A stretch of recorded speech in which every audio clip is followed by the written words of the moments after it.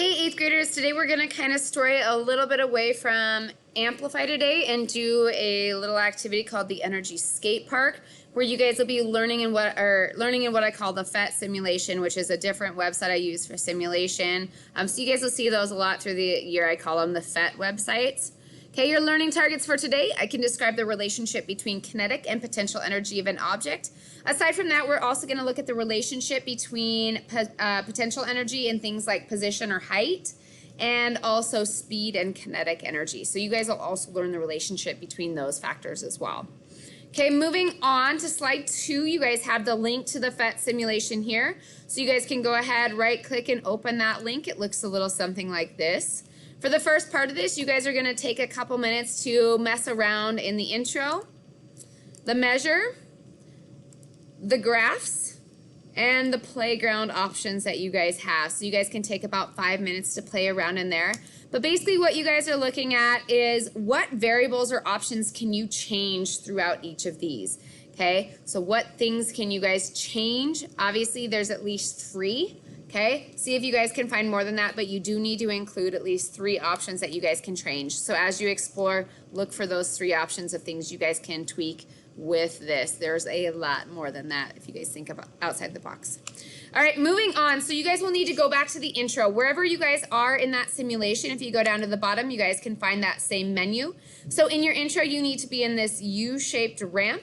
And for each time that you guys do this, you guys need to select pie chart, speed, and then the grid down in the bottom left-hand corner. Okay, as you guys are going to be pausing and playing this a lot, you guys will also want to make sure this is in slow motion. So here's your pause and play. Let's go ahead and click slow motion here. All right, so for each of those, again, every time you guys reset, you guys need to make sure you have slow motion selected, and then again, the pie chart, the speed, and the grid. The grid shows you guys the height of the skater. Obviously, speed gives you guys a little speedometer here, and the pie chart is going to show us these little variables of energy. So the whole pie chart in and of itself is total energy, and then you guys will also see kinetic and potential energy, and in some situations when you guys tweak some of these variables, you might even see thermal energy. All right, moving on. So you guys can go ahead, play around with the skater on the skate park and observe these things to answer these questions. What type of energy is lost as the skater moves down the ramp? So again, slow motion, you guys will click your skater, you'll add it up to the ramp, and then you guys will pay attention to that little pie chart. As it moves down the ramp, okay, what's happening to your pie chart? Our green is our kinetic energy and our potential energy is blue. So what kind are we losing as that skater goes down towards this middle of the ramp? Okay, what type of energy is gained as the skater moves down the ramp? And what do you notice about the total energy of the skateboarder? So your total energy is basically the pie as a whole.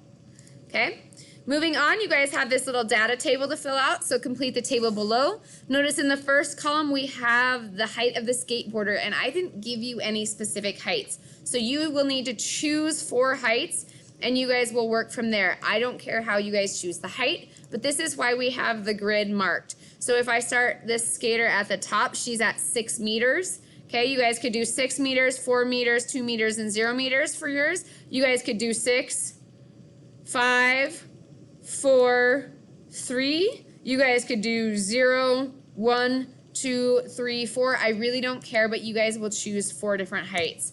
So at that height, I would look and say, all right, at 6 meters, which energy is the greatest? If my circle is all blue, that means my potential energy is the greatest. So I would put up there, you guys can just write KE for kinetic energy or PE for potential energy, okay? So then you guys would choose, maybe, like I said, maybe you do 6, 4, 2, and 0, okay? Or you guys can do 0, 1, 2, 3, or 6, 5, 4, 3. It's really up to you guys. That's your choice entirely. Okay. All right. So once you guys fill out that table, then you guys will go on to slide 6 and answer this question. As the height or position of the skater increases, so as we're towards the top of the ramp, the potential energy, and then you guys will use your draw tool to either circle increases or decreases. So look back at that table for the answer. Okay. The higher up on the ramp, which is higher, kinetic or potential energy? So the higher it is, does that increase the potential energy or decrease the potential energy? Okay, moving on to our next little section. Remember, anytime you use the draw tool, it's important to click back on the cursor. For this one, you guys have some speeds that you're gonna try to find. So if I hit play on this, I'm looking to find this speed that's close to 10.8. You don't have to be exactly 10.8. So anywhere you guys get close to 10 meters per second, that's great. So what you're gonna do is you're gonna hit play on your skater, you're gonna watch the speed, and then when it gets close to 10, you'll pause. Okay, so I got about 10.7 there.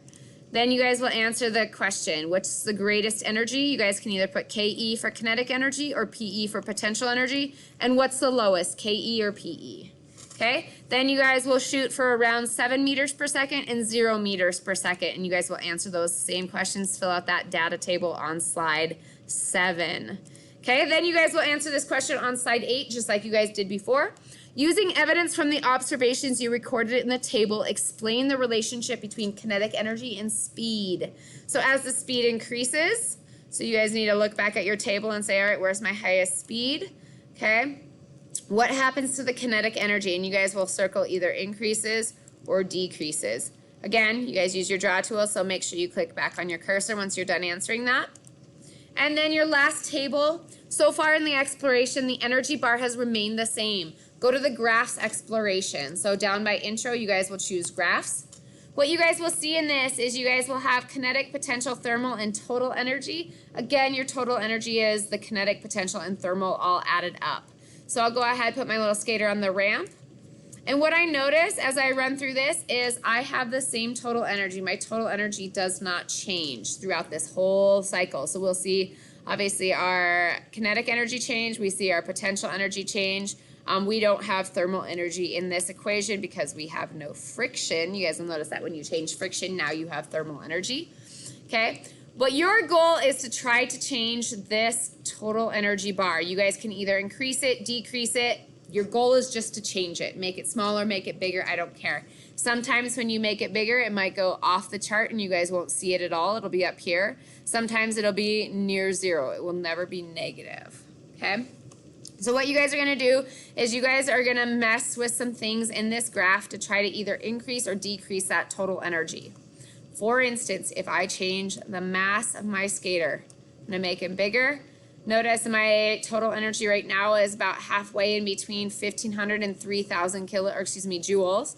So if I hit play, we're gonna see what happens. Notice how we can't even see that total energy because it's up here. So I just raised the total energy by raising the mass of the skater. Okay, so what would I change? I could put on there, I increase the mass. Okay, and did that increase or decrease the energy? It would increase it. Okay, if I decrease the mass of my skater, okay, watch what it does to your total energy. Okay, my total energy is barely above zero now. Okay, that still counts as one change. So I could increase the mass and increase the energy bar, or I can decrease the mass and decrease the energy bar, but that still is only one change I made. So you guys, other than mass, need to find 2 more changes to change the total energy of that, okay, of the system. So that's up to you guys to kind of figure out there. Make sure you guys type in the one I gave you. And then finally, you guys will look at your results and you'll answer this question. As the kinetic energy increases, the potential energy, you guys are either going to circle increases or decreases. As the potential energy increases, what happens to the kinetic energy? Okay, so again, if you guys go back to reset this, you drop your skater on there, pay attention to what happens to the blue bar and the, oops, there we go, go again.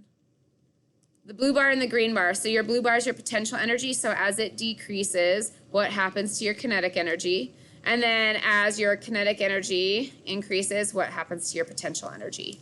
Okay, so answer those 2 questions using your draw tool. And then finally do your wrap up. Do you have any questions? Circle yes or no. If you have any questions, type them below. If you guys don't have any questions, you can leave that blank. And then 4, 3, 2, 1, circle how you feel you did on this assignment. Okay, you guys are all done for today. You guys can go ahead and hand it in, and I will talk to you soon. Thanks. Bye.